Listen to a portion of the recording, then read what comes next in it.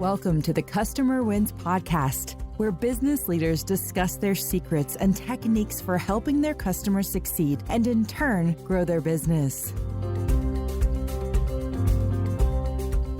Hi, I'm Rich Walker, the host of the Customer Wins, where I talk to business leaders about how they help their customers win and how their focus on customer experience leads to growth.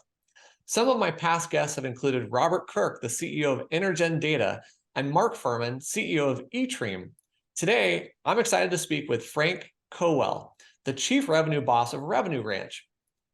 And today's episode is brought to you by Quick, the leader in enterprise forms processing.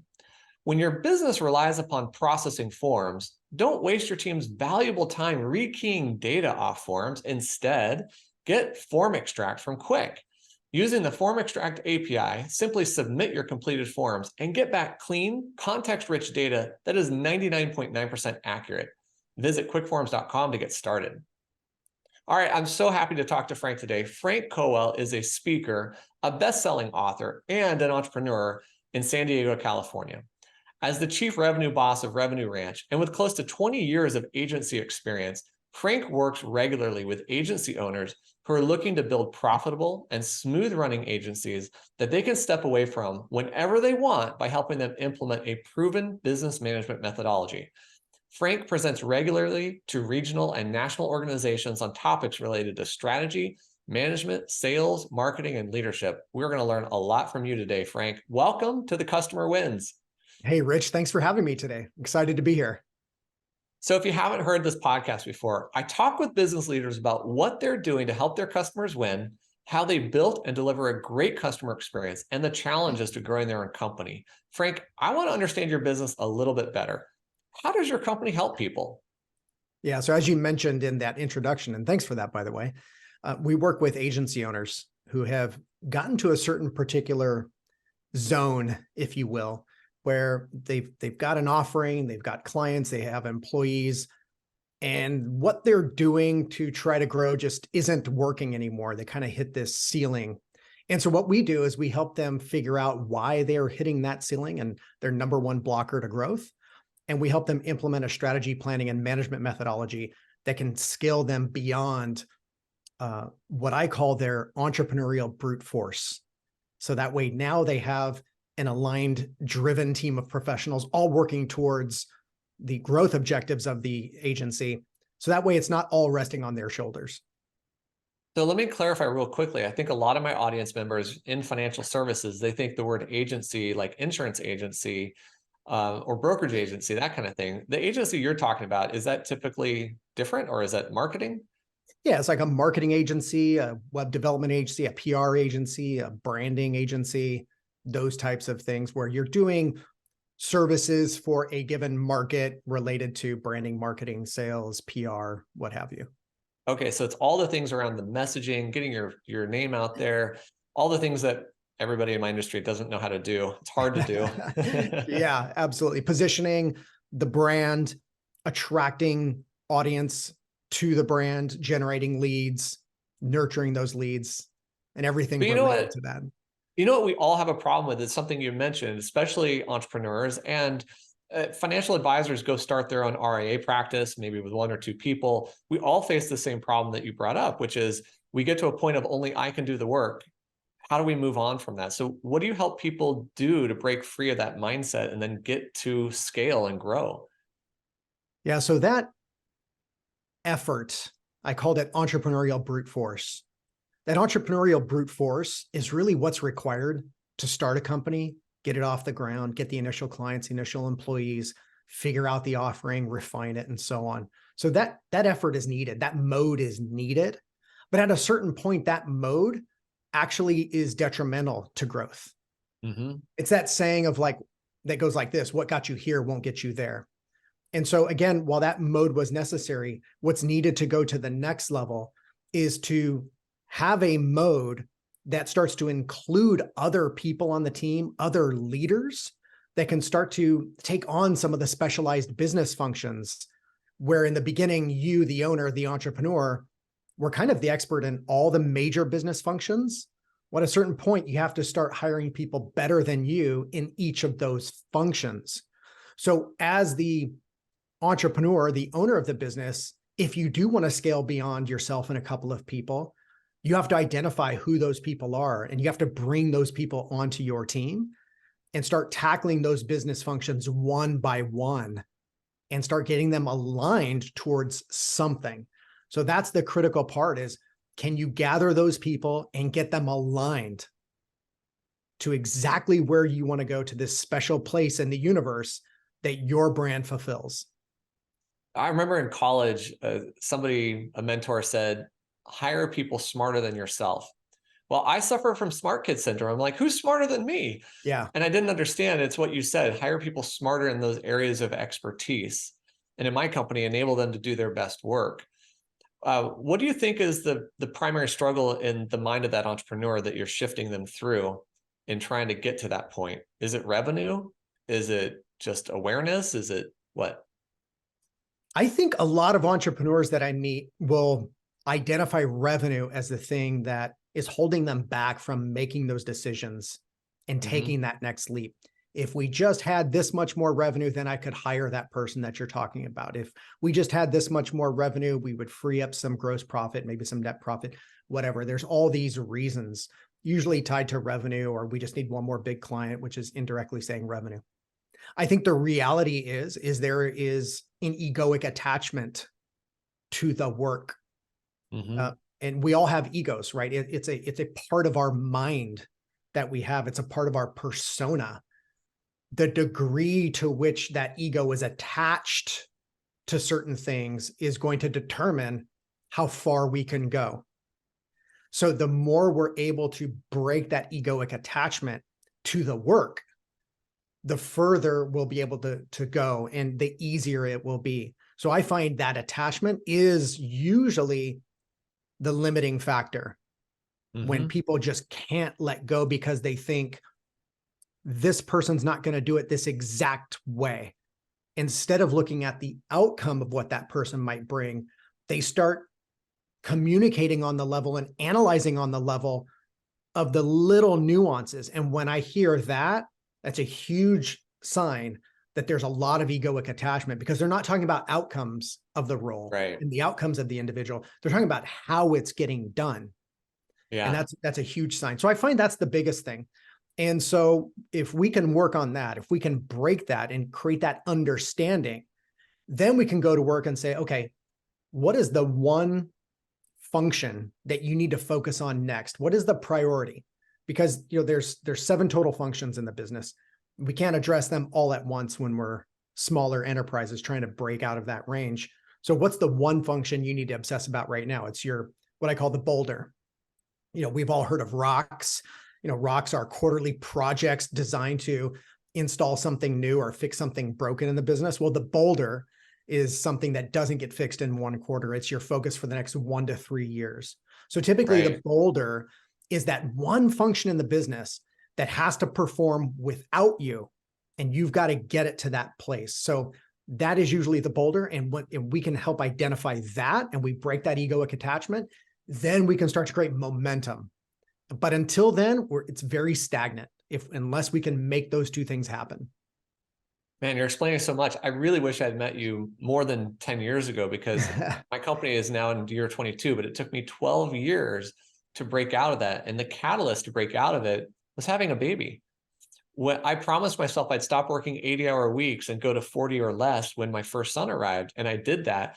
But man, I went through so much guilt of not performing, not doing the work. And it forced me to delegate. And you know what happened? We grew. We started growing by 50% a year. It was incredible because I let go finally. But I had that attachment that you're talking about. Yeah, we have to let go. And then once we let go, then we have to tackle things methodically. And the point I'll reiterate that I mentioned a moment ago is we can't tackle all of those functions at once. So we have to disproportionately deploy our time against the one function that is the priority. It's the number one blocker, as I call it. The rest of those functions, you're going to have to spend a lot less time in, and you have to be okay with those functions being imperfect, maybe some plates dropping. And so that's the other hallmark of a great entrepreneur, is you become okay with broken pieces of plate on the floor. Yeah, That's very hard for a lot of people to get used to, because we're taught since we're children that, we have to be these perfect little everything we do has to be perfect and nothing broken. We don't color outside the lines, but a great entrepreneur will color within the lines and do an amazing piece of artwork on the one thing that they're supposed to focus on. And the rest of it, you might have broken plates on the floor, and that's okay. And so getting comfortable with that is really important to growth. This is the irony of being an entrepreneur. Like, it's okay for me as the entrepreneur to fail. And in fact, I embrace it because I know that's where growth comes. But as soon as I ask somebody else to take over a job, a role, a responsibility, and they fail, you can't fail. That's the wrong attitude, right? You need to let them fail and learn and grow like you did, so that they own it and they evolve with it just like you did as an entrepreneur. I think what we fail to do as entrepreneurs, and it's also why most entrepreneurs are not great managers, is because we have this quality, call it charisma, call it chutzpah, call it, just that entrepreneurial brute force, call it, being stubborn, whatever it is. We just make stuff happen. Yeah. When we try to manage people, it usually doesn't work too well if we don't develop real management skills. We can't take our entrepreneurial brute force skills and use that to grow or manage somebody, because that's not who they are. Mm-hmm. And so we have to remember that. And that's usually one of the big hurdles for entrepreneurs trying to grow other people, because we don't articulate things well. We speak on the level of feelings and vision and emotions, rather than being very methodical about steps and processes and how do we chip away at things little by little and allow that person to chip away little by little instead of expecting one big giant result. Yeah, I'm really, really fortunate. My COO, Don Cron, has been running the marathon at a steady pace ever since he joined. And I actually watched him to be able to come down to 40-hour work weeks, because that's what he would do. He was highly consistent, always productive, always progressing. Me, I'm like spiking up, running races, slowing down, burning out. Yeah, I'm lucky to have had that example, because I think it's necessary. You mentioned something else. You said the seven rocks. What are those? Yeah, the 7 core functions of the business. I have rephrased those in my world, and I call them the 7 capabilities.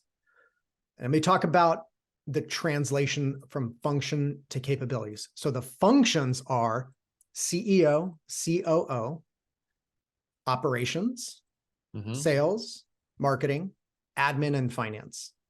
Now, whether you structure your organization that way from a hierarchy standpoint, whether you have different titles, whether someone's handling both sales and marketing, whether someone's handling both admin and finance, those 7 functions still exist. Right. Whether someone's wearing multiple hats or you're just completely ignoring it, those 7 functions exist. We often assign job titles to those functions as well. Sure. But what I like to do is I like to ask people, why do those functions exist? And the answer to the why become the capabilities that you're trying to achieve as an entrepreneur.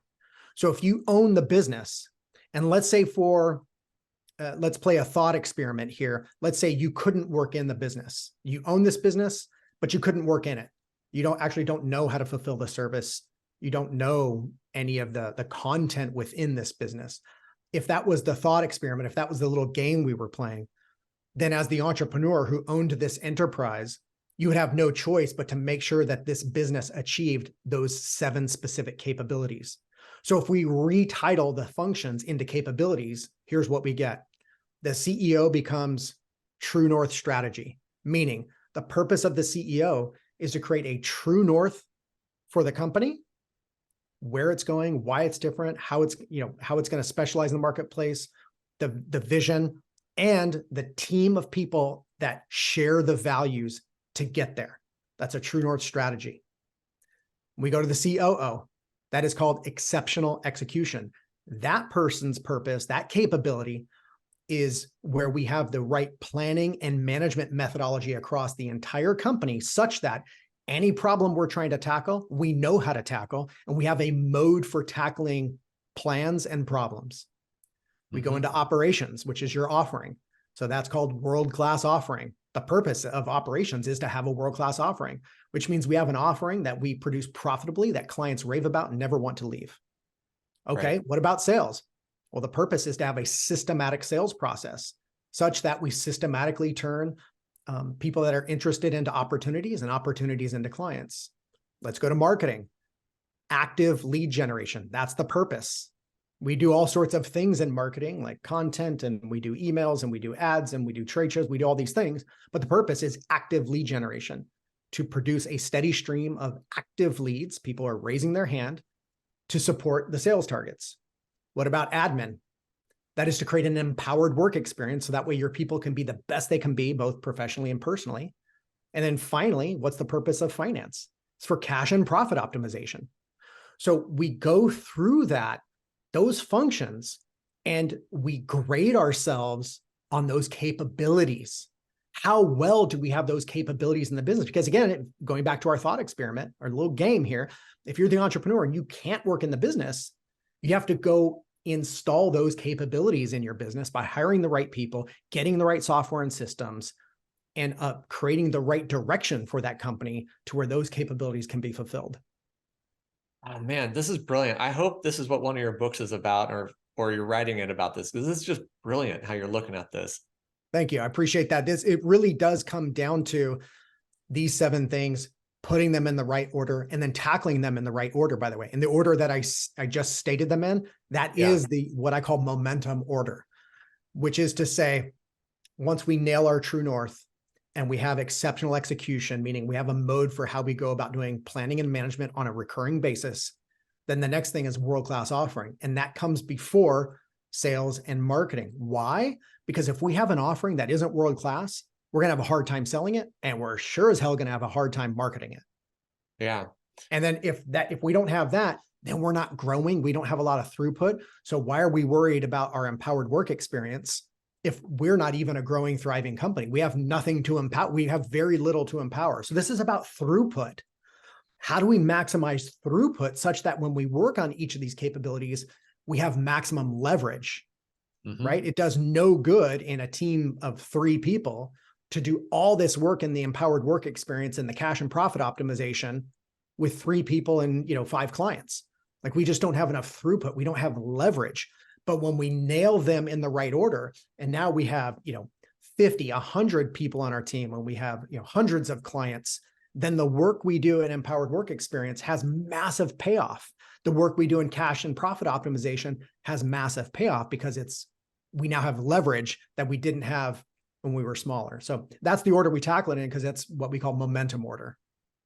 Now, one of the things I really love about this is, first of all, it feels very affirming and validating to how I've been building and running my company. Second, though, is when you talk about function and capability, I'd like to divorce that from title or person even. So one of the exercises I've gone through consistently every year to 2 years is to look at all the things I do and assign a role to it. Like, this is a CEO role, this is a CIO role, and it's really about a function. Like, what function is it? Not the person, because then I want to address who is the right person to take these on. And that is honestly how I've started pushing things off my plate. Now I'm focused on only the things that are true North Star, to use your words, that matter to how we drive this company forward. And the irony then is I'm always 10 steps ahead of everybody else in my team because I'm way down that path. But I just love how you're framing this. So let me ask a totally different question. We started by talking about how do you help your customers win? How do you help people? And you're helping your customers do these things. But what is the outcome of having done that? They get to help their customers more, right? Absolutely. I mean, I think one of the things that I'm really passionate about, and the reason why I want to help my clients implement something like this is, yes, you'll grow. You should put more money in the bank, put more money in your pocket. Those things should happen. And those things are important. But I'm really about helping my clients achieve mental freedom. Because the reality is when you grow a business to a certain size using entrepreneurial brute force, it gets to a place where you don't have mental freedom. Yeah. And then all of a sudden you find, well, am I really paying myself well? Could I go get a job making what I'm making? Like, I've got all these things I'm providing to everyone else on the team, and we end up having a business that's in control of us instead of the other way around. So I'm I've been really there. passionate about helping people take control of their business and making sure they're developing an entity that serves them and not the other way around. Now, that's not to say we shouldn't be of service to our people, because the way we're going to make that happen is to be of service to people. But the decisions we make about the business strategy and where we're going and what we're doing and where we'll specialize and who we go after should create a model that feeds the agency owner or the business owner what they need out of the entity, right? And so that's what I'm really passionate about, is creating that mental freedom and that prosperity for that person.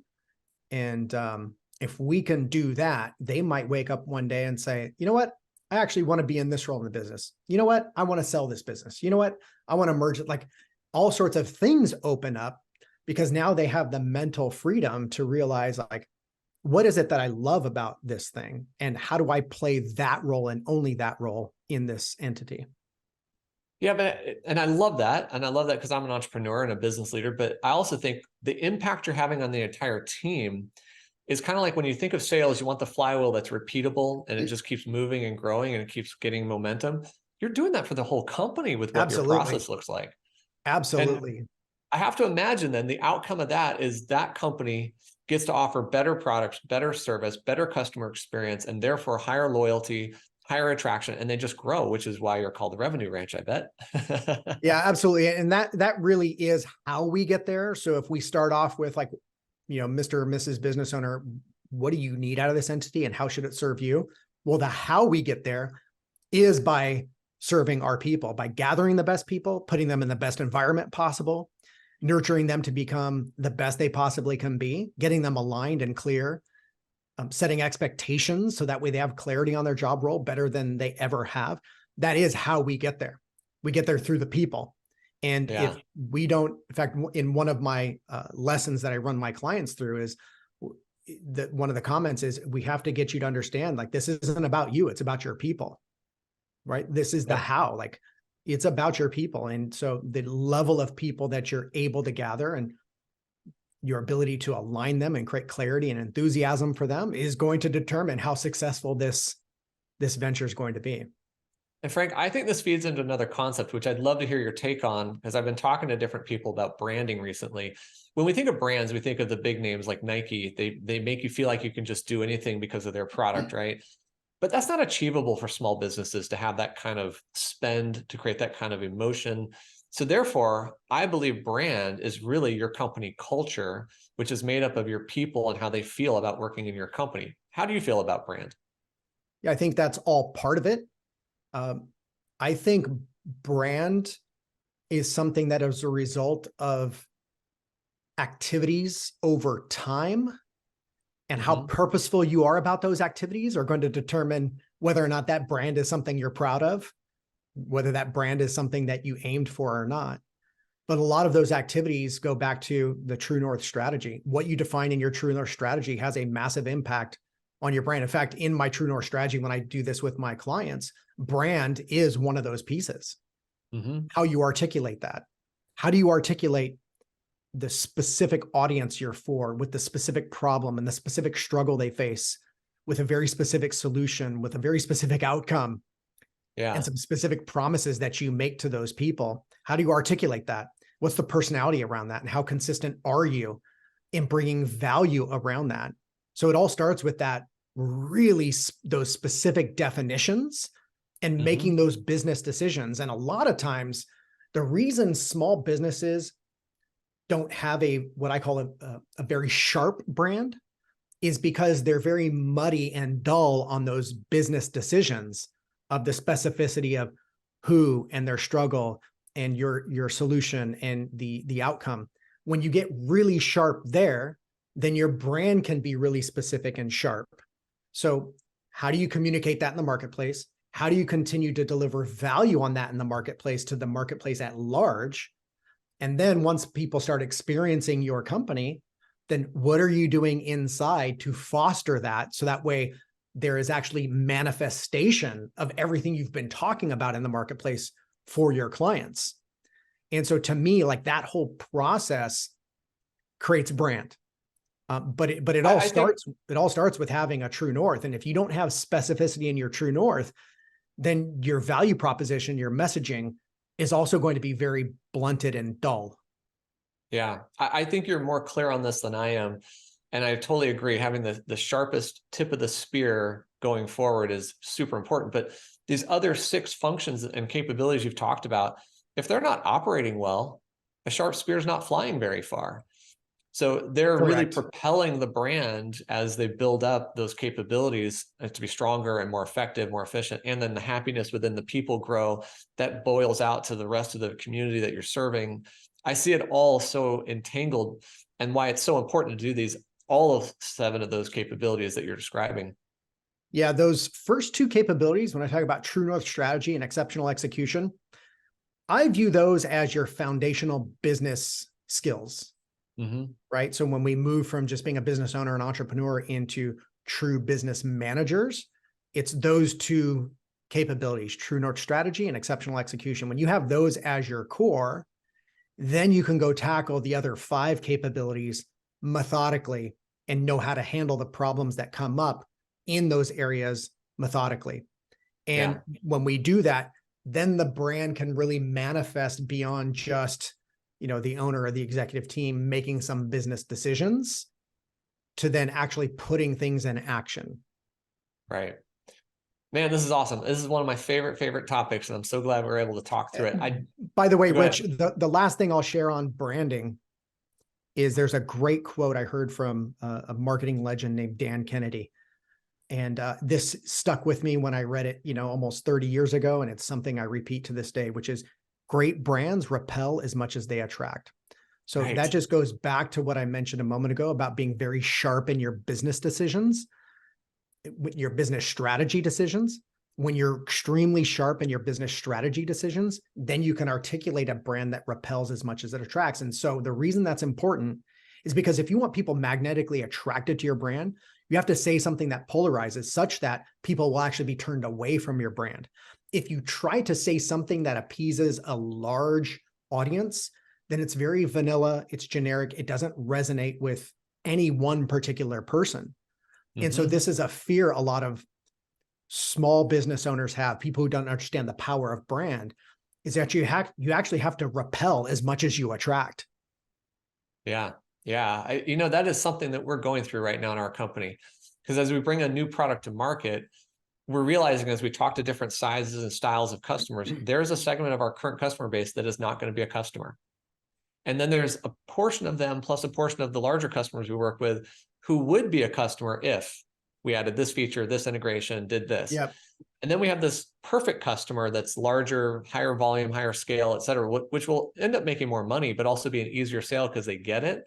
And so we're asking ourselves, like, who do we want to be with this new product? Our current customers or this brand new customer base that is more obvious to us? And obvious, I think the answer is obvious. We're going to go after the bigger customers where it scales well, et cetera. But as entrepreneurs, as legacy business owners, we don't want to lose out on the current customers. So we have that challenge right now to clarify this and distill it down and not necessarily repel current customers, but the ones that are not a fit, they shouldn't even look at it. I think where we get into trouble as entrepreneurs is when we take our core offering and we try to make it malleable for a wide range of audiences. And so what we end up doing is we end up taking this core offering, servicing the lower end of the market, but not really doing less. And so we're spending just as much time. We're including a lot of human labor. And so it's not all that profitable. I think the way this gets done profitably and in a way that makes sense is if you can take your core offering and create different vehicles for what that offering does that use different modalities. So for example, if your core offering includes a lot of human labor, service, and attention, in addition to maybe software you've built, then if you want to go down market, and only if it makes sense because that down market will eventually graduate into that target audience, then is there a way you can create a different modality of that offering that is maybe training, templates and resources, self-guided work? You don't take the same offering and try to do a little less. That's where we get into trouble. Can you create a different modality for the offering through training, through tools, through resources, through software, through self-service. And then that's the way you can address a down market that eventually might graduate into your target market. Then it makes sense. But again, where we get into trouble is we take that same core offering and we just try to like do a little less and then price it less to try to fit into this lower market.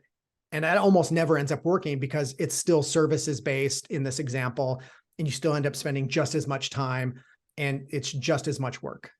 Yeah. Oh my gosh. That is such an important point. The point of being that you need to have a client who can graduate into your A client. When I was in a financial advisor 20 years ago, we did analyze our clients, A, B, and C clients. The C clients, they were the least profitable, the most work. The B clients were questionable. But oftentimes we weren't asking ourselves, will this person or this client become an A client? How could they become an A client? And I think a lot of advisors do probably forget about that because they're just in the mode of working, helping, and they want to serve as many clients as they can and help as many people as possible, but not everybody's going to graduate. So I think that's a really important point. So let me switch gears a little bit more. You are in a space that is being so impacted by artificial intelligence, or at least the outside world thinks that, oh, I'm not going to need copywriters anymore. I'm not going to need marketing agencies. I can do this all with AI. So I'm kind of curious from your perspective, how do you see artificial intelligence impacting customer experience or even the kind of services that your customers provide?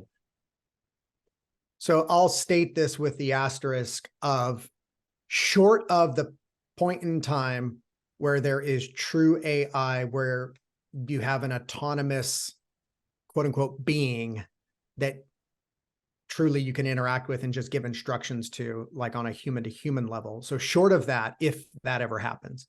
So short of that, our jobs just change a bit with AI.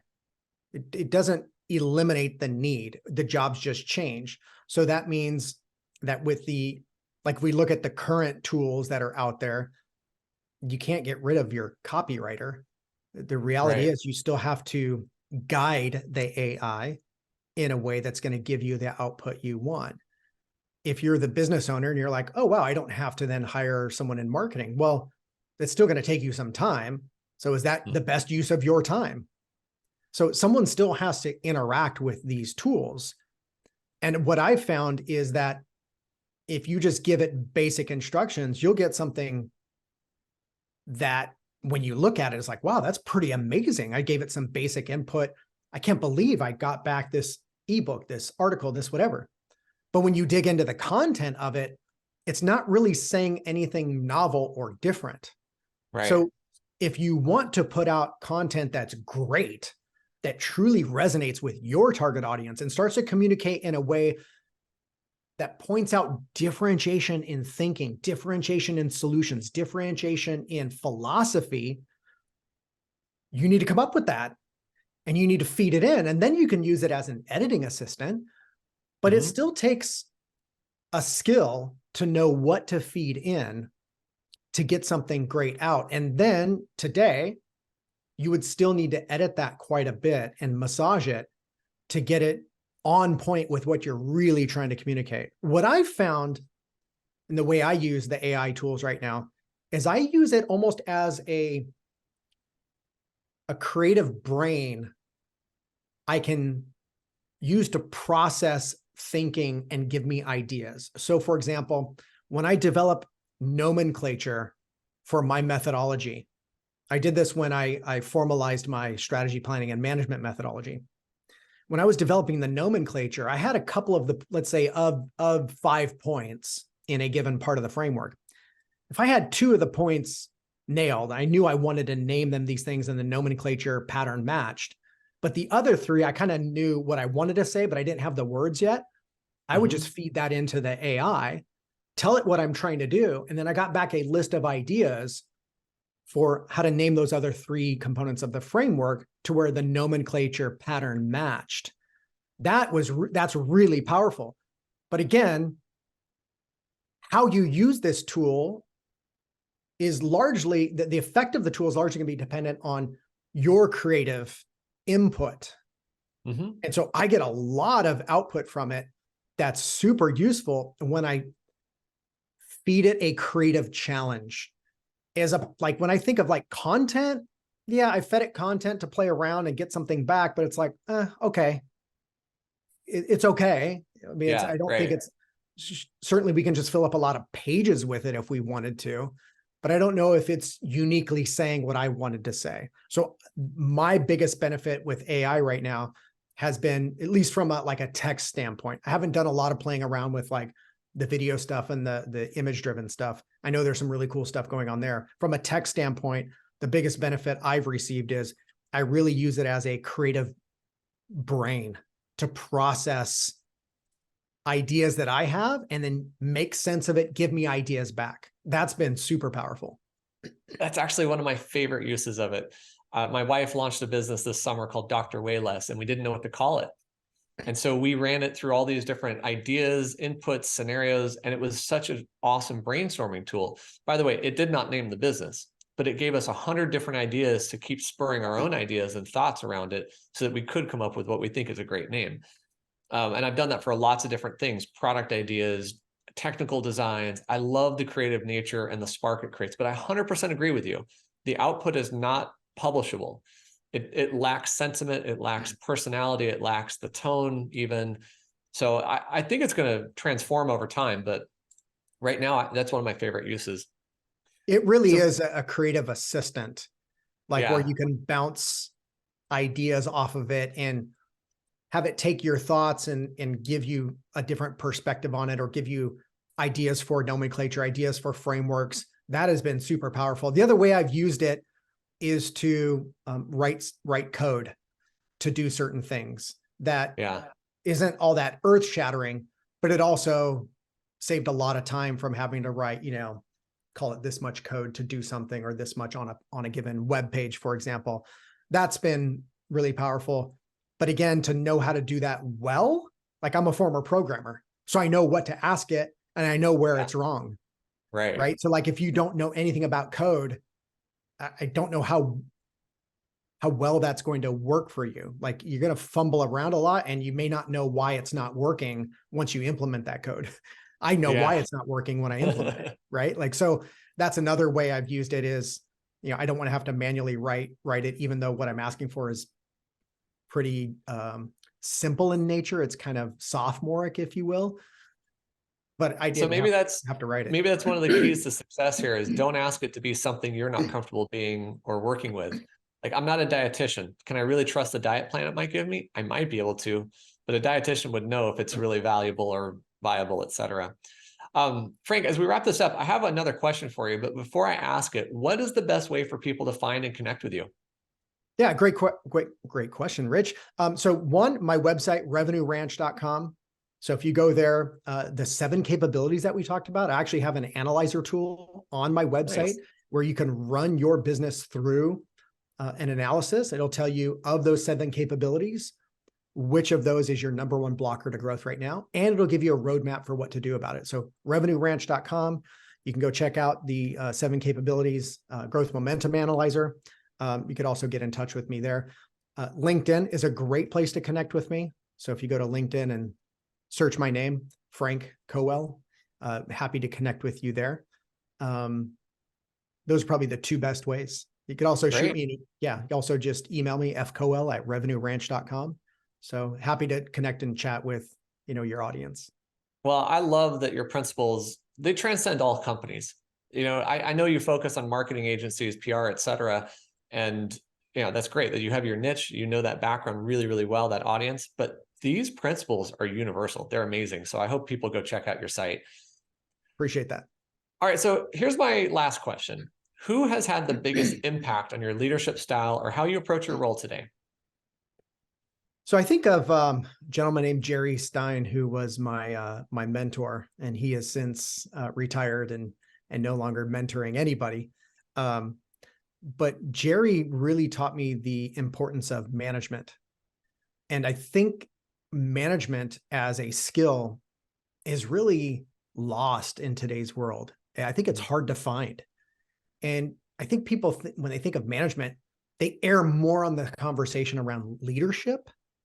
And leadership oftentimes is a qualitative thing, how you behave in certain situations, how you respond, how you show up. when you take the lead in the face of adverse situations. That's leadership, and it's important. But if we were to measure how often leadership and management occur in a business and need to occur, leadership is really like 20% of the role. The 80% of the role is management. Right. So how do you go about planning for business growth? How do you manage to that plan? What kind of cadences do you create with your team members to stay on track with the plan? How do you create clarity for individuals? How do you create opportunities for feedback for those individuals? And then, just as important, when individuals don't perform, how do you manage to that? What is the process for it? And I think what I learned a great deal from my mentor about management is that most people fail to just have a process and stay consistent with that process. And so that lack of process and the lack of consistency is why we have a lot of chaos in organizations and why it exponentially grows as the business grows. It doesn't grow, on par with the head count. It actually the chaos gets exponential with each head count that we bring on. So, I learned a ton from Jerry, and he was excellent at management, and he passed a lot of that on to me. So super thankful to him for that. Man, that is awesome. I'd love to talk to him. I love this kind of stuff too. I've always said, I want to be an awesome leader and a good manager. Yeah. Well, I got to wrap this up. I want to say a big thank you to Frank Cowell, Chief Revenue Boss of Revenue Ranch, for being on this episode of The Customer Wins. Please go check out Frank's website at revenueranch.com. And don't forget to check out Quick at quickforms.com, where we make processing forms easy. I hope you enjoyed this discussion. We'll click the like button, share this with someone, and even subscribe to our channel for future episodes of The Customer Wins. Thank you so much for joining me today, Frank. Thanks for having me, Rich. Good to chat with you. Thanks for listening to the Customer Wins podcast. We'll see you again next time, and be sure to click subscribe to get future episodes.